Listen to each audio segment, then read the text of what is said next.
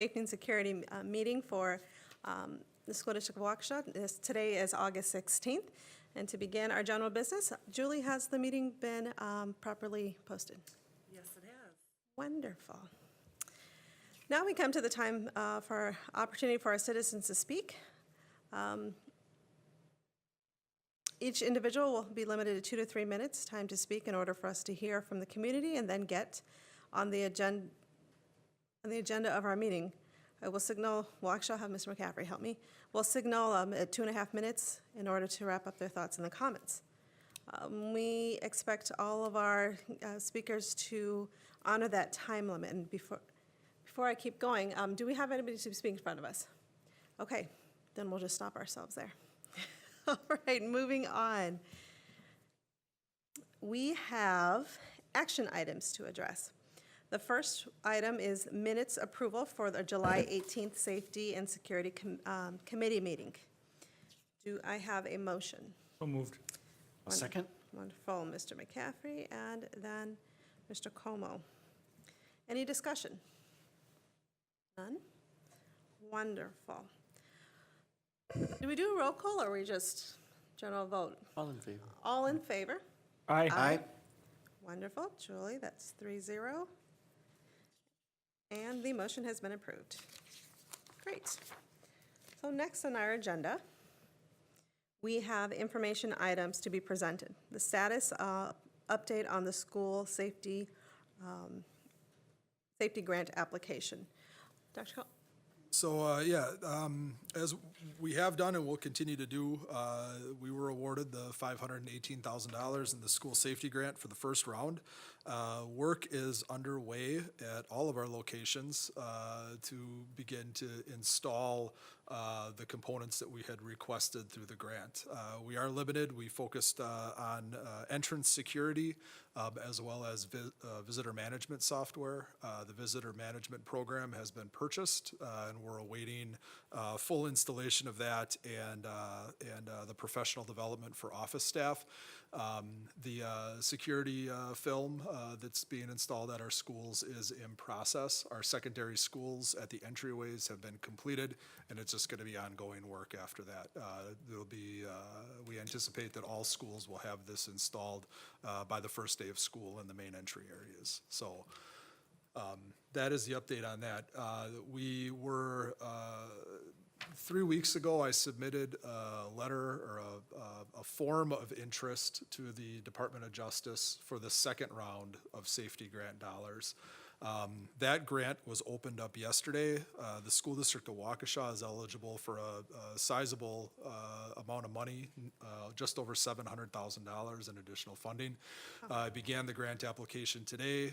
We will be having internal meetings forthcoming to begin to plan out the type of work that we'd like to do with that, the professional development that we'll offer staff, and we'll keep the committee appraised of our progress in that area.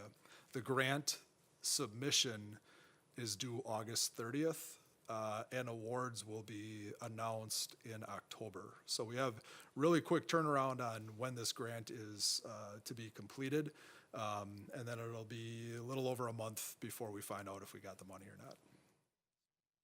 Sounds good. Thank you so much for keeping up on that. Yes, sir. Just a couple quick questions. You had mentioned the training and the software.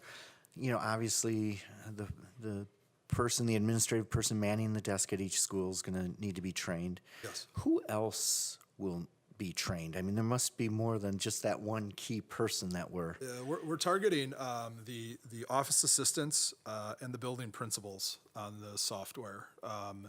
Most schools have at least 2 individuals who would be either the primary, so the building secretary, the health room staff would be the secondary person who would be there on a day-to-day basis to man the kiosk where this would be done, and then the building principal. So really having 3 or more individuals trained at each school location on the visitor management software. Okay, yeah, that seems reasonable. When I first heard you talk, I speak about it, I'm thinking one person, and then I'm thinking, well, hopefully the principal.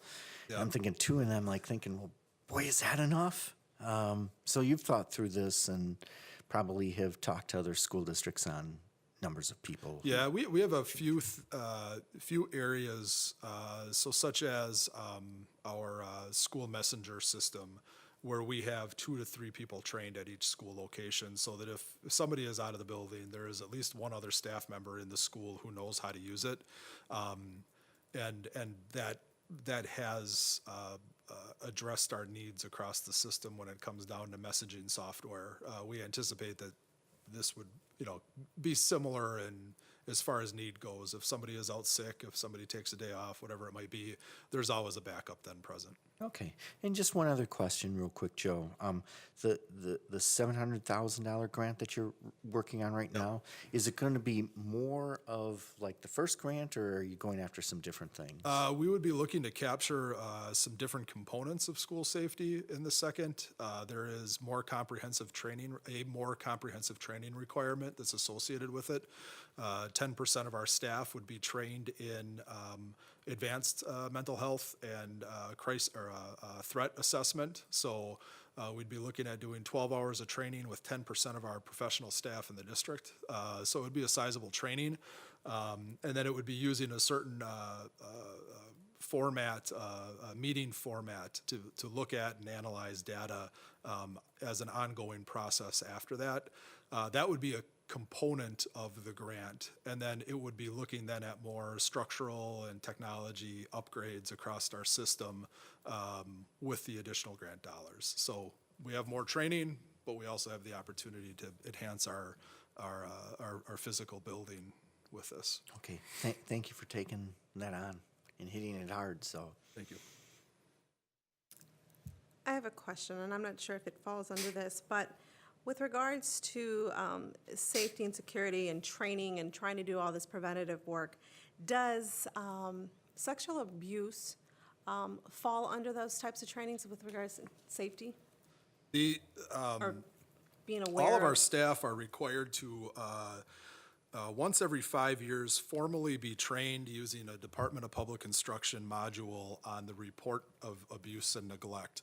All of our staff have on record in our human resources management system the last date of training. They get a reminder to go back and do that. That's the kind of the overarching requirement. Again, all of our staff are then in-serviced by our school social workers, counselors, and school psychologists on this topic at the beginning of each school year. So it's reinforced formally yet informally. It's not a it goes outside of the requirements that the DPI has put for schools. There is a comprehensive training module. It goes even a step deeper for all administrators. So anybody who's working in a school district in an administrative capacity gets the kind of the level 1, tier 1 training that all staff would get, and then it's a little bit more enhanced for administrators. So administrators have a little bit more training in that area.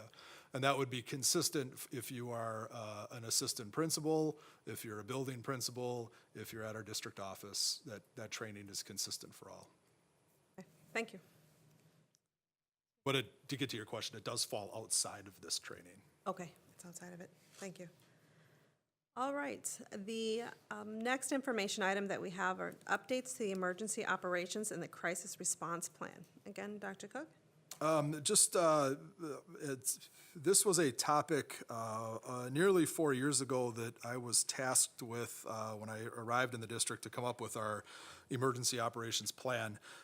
At that time, we worked collaboratively with the law enforcement and fire and some parochial schools in the Waukesha area, plus our district, to come up with this plan. We've gone through an annual review of the crisis response plan, and tonight I'm just going to let you know that going into next year, we are going to be updating our emergency contacts. There are staff changes on an annual basis, so we keep this document current. It includes all of our administration. It has our nurses. It has our school SROs. It has other emergency contacts as appropriate. In addition to that, we have, with this contact every year, our schools have to connect with their primary site of evacuation. So for instance, if you are Les Paul Middle School, you have to have a designated location to evacuate to. They reach out to their partner, they get signed off and permission to continue to use that site. That gets updated annually as well. Our emergency nursing services document is being updated to address policy changes. When we updated last year, we talked about medication distribution, we talked about field trips, we've updated policies as appropriate. The nursing services component of this is being updated to reflect those policy changes. And then our standard response protocol, we're updating our terminology in this. And so those are the three areas of updates. We are working with our schools on a drill schedule. We would just like to remind the committee that we use the month of September as a school safety month in Waukesha, in which once a week over the course of the month, we conduct a fire drill. Another week, we conduct a weather drill. Another week, we do a lockdown drill. And another week, we do a lockout drill with the purpose of educating our students, refreshing our staff, and educating our parents on the purpose of each drill and what our process is for each one of those drills. All right, thank you very much for that. Our agenda next calls for discussion items, and we have none of those tonight, to be followed by other business. Are there any recommendations for future committee meetings from either of the committee members or Dr. Cook? I will keep you apprised of our progress with the school safety grant, the work. Like I said, we hope to have some stuff done by the beginning of the school year. I will, in September, be able to update you on generally what we've requested within the scope of round 2 of the grant. And then you'll just continue to get those updates as we go through the school year. Just a point of information on the second round of the school safety grant. Due to the type of training requirements and the processes that the Department of Justice wants the school districts to use, the beginning date of the grant is October of 2018. The end date of the grant is August of 2020. So it's really a long-term, they give you time to make sure that you've got things set before the first requirement is in place, which comes August of 19, and then they give you a year to then implement, collect data on before the end of the grant. So, Yes, sir. Yeah, I think it would be nice, and I might have mentioned this last time, if we talk specifically about the safety and security portion of the upcoming referendum. Maybe get some more details on that. You know, people hear the term hardening of our schools, and, you know, those kinds of things I think need to be explained a little bit more in detail. And just the facts of what we're looking at, because 26%, I believe, of the entire amount that we're looking for is specifically to safety and security. And actually, I think you could make an argument that even more than 26% is going towards safety and security. But we, you know, sometimes it's hard to categorize certain things as to whether it falls into one bucket or another. Does it fall into general capital maintenance, or does it fall into safety and security? I mean, you could say the roofs deal with safety and security, but we haven't necessarily lumped that in to us. But if our roofs fall in, you know, that deals with safety and security. So I just want to have some clarification around the facts and what we consider that portion of the referendum. And I don't necessarily think we have to cover all of the referendum, because Finance and Facilities is covering a good portion of other factual pieces of information. There's an agenda that was put together by Darren Clark as to what F&F is going to be covering. So we might just want to peel that safety and security portion off or duplicate it. I mean, I think it's just important to keep letting our constituents know what that is. I'll have that on the September agenda. Yes, sir. I guess what I would be interested in is related to the police. How many times they respond to the schools. I was noticing if Rose Glen, the sheriff responds, that's because it's in the town of Waukesha, right? Correct, yes. But I would be interested to know how many times the police, have to come to our schools, elementary, middle school, what kind of, contact they have with the students. I have some experience with that at a different district, and I know that they periodically come. They have more ability to restrain a child than. Yeah, and one of the things, just to add to that, I will work with the Waukesha PD on getting a report as to the Yeah. number of times they were there. Yep. One of the things that will skew the numbers, but it's a positive thing, is we have entered into that community policing and that adopt a school program.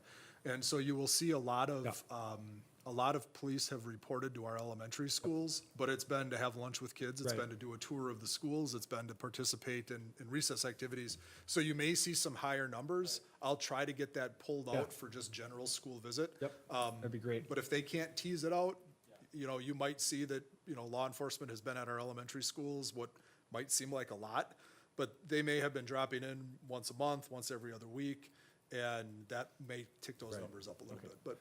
And then another thing I'd be interested in, because we got that report, I think, last week from you about, Seclusion and restraint? Yes. Yes. I'd like to know how many times the police report or respond in that.